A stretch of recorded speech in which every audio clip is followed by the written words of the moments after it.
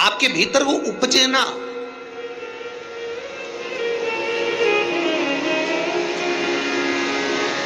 फिर चाहे दुनिया के लोग कितना भी कहे ना, वो एक बेल बेचारा किसान का, एक बेल कुएं में गिर गया। अब कुएं में गिर गया तो किसान का बेल जब कुएं में गिरा तो ये देखा कि कुएं में से बेल को निकालना है। खूब मेहनत करी किसान ने बेल को निकालने की, पर वो बेल निकल नहीं रहा था। बहुत बहुत बहुत बहुत मेहनत करने के बाद भी वो बेल नहीं निकला। बहुत अथक प्रयास करा गया पर बेल नहीं निकला। तब किसान ने फिर कहीं मशीन वाले से कहा होगा कि इस बेल को निकालना है। मशीन वाले ने कहा 25,000 रुपये लग जाएंगे, 20,000 रुपये लग जाएंगे। तो उसने सोचा 20,000 25,000 लग जाएगा तो इससे अच्छा है कि इसको पड़े ही रहने दो। बेल किसी काम का तो था नहीं, बूढ़ा हो गया था। अगर बेल बूढ़ा हो गया है तो इसी कुएं में पड़े रहने दो, मर जाएगा। इसी कुआं भी सूख गया है, इसमें कोई दिक्कत वाली बात नहीं, अपन कचरा पटकते जाएंगे, बेल को वहीं के वहीं दबा देंगे। गांव के लोगों से कह दिया मेरा बेल कुएं में गिर गया है और ये बूढ़ा हो गया था। एक काम करो, तुम्हारे गांव का जितना भी कचरा है ना, घर वाले वो सब लाकर इसमें डालते हैं ना, बेल मर जाएगा, धीरे धीरे उस पे मिट्टी डल जाएगी। गांव के लोगों ने कचरा लाकर डालना चालू करा। जैसे जैसे बेल के पास में कचरा पटकना प्रारंभ करा, बेल भी समझदार था। इधर कचरा पटकते तो इधर पांव रखकर खड़ा हो जाता, इधर पटकते तो इधर पांव रखकर खड़ा हो जाता। धीरे धीरे पूरा कुआं भराते चले गया और बेल कचरे पर पांव रखते रखते रखते रखते रखते रखते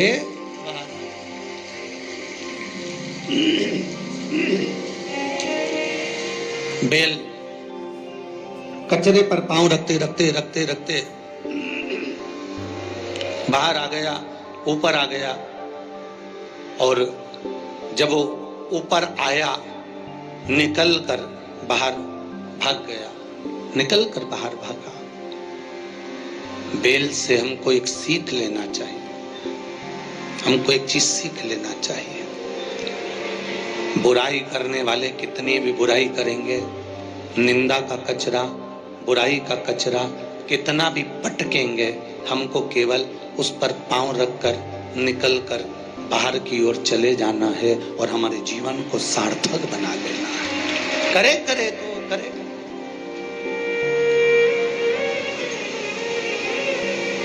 अब शब्द कहने वाला कहता रहे, ताने देने वाला देता रहे, गाली देने वाला देता रहे। अपनी शिव भक्ति, अपना स्मरण, शंकर का अनुमोदन होता रहे, बस इसका ध्यान रखना। बैसाख के महीने में 9वीं तिथि को माता जानकी का प्रागट्य हुआ है पृथ्वी से।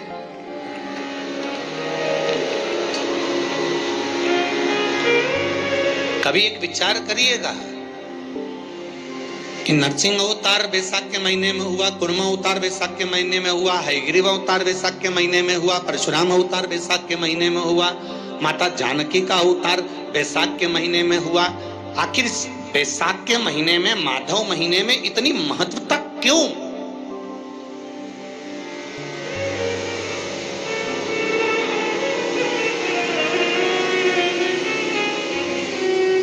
बैसाख के महीने में पड़ने वाली एकादशी, चतुर्थी, प्रदोष, अमावस्या, पूर्णिमा, शिवरात्रि, ये सभी इतनी महत्वपूर्ण क्यों हो जाती है?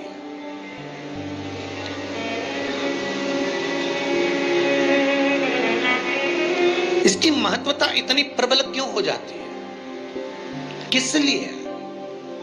क्योंकि बैसाख का जो महीना पड़ता है, सूर्य की संपूर्ण तपन, सूर्य देव अपने पूर्ण तेज के साथ, पूर्ण तेज के साथ मृत्यु लोक के निवासियों पर, चाहे जलचर हो, थलचर हो, वायुचर हो, चाहे जो जीव हैं, उस पर जब किरण फेंकते हैं तो संसार का जो मनुष्य है उस पर जब ताप पड़ता है तो ताप पड़ने के कारण उसके मुख से भगवान का नाम निकल ही जाता है, स्मरण नाम निकल ही जाता है। जब उसके मुख से भगवान का नाम निकलता है तो वो भगवान की शरणागति खुद ग्रहण कर लेता है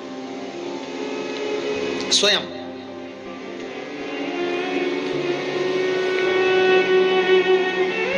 शरणागति ग्रहण कर लेना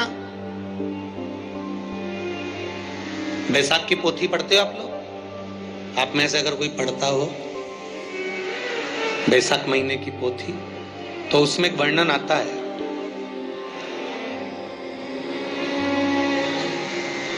गीता प्रेस गोरखपुर के कल्याण अंक में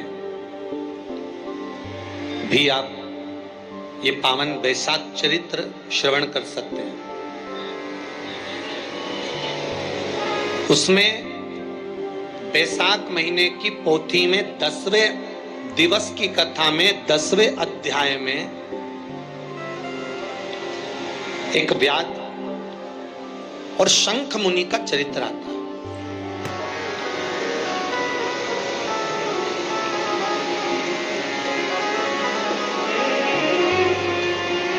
शंख मुनि एक बार निकलकर भगवान शंकर के मंदिर में जल समर्पित करने के लिए जा रहे थे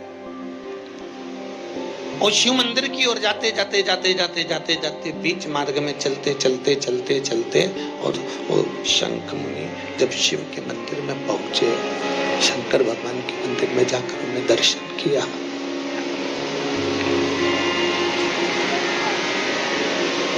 जल का पात्र उठाया और वो जल का पात्र उठाकर जब भगवान शिव को समर्पित कर रहे थे तो उसी समय जल का पात्र उठाकर जब शंकर भगवान को समर्पित करा गया और शंख मुनि निकलकर जब बाहर आ रहे थे, आते आते शंख मुनि के मन में एक भाव उत्पन्न हो गया कि जब हम भगवान शिव को कुछ वस्तु समर्पित करते हैं तो उसका फल, उसका पुण्य फल हमें कितने समय में प्राप्त होता है। ये शंख मुनि के मन में एक विचार जागृत हो गया, शंख मुनि के मन में एक भाव जागृत हो गया।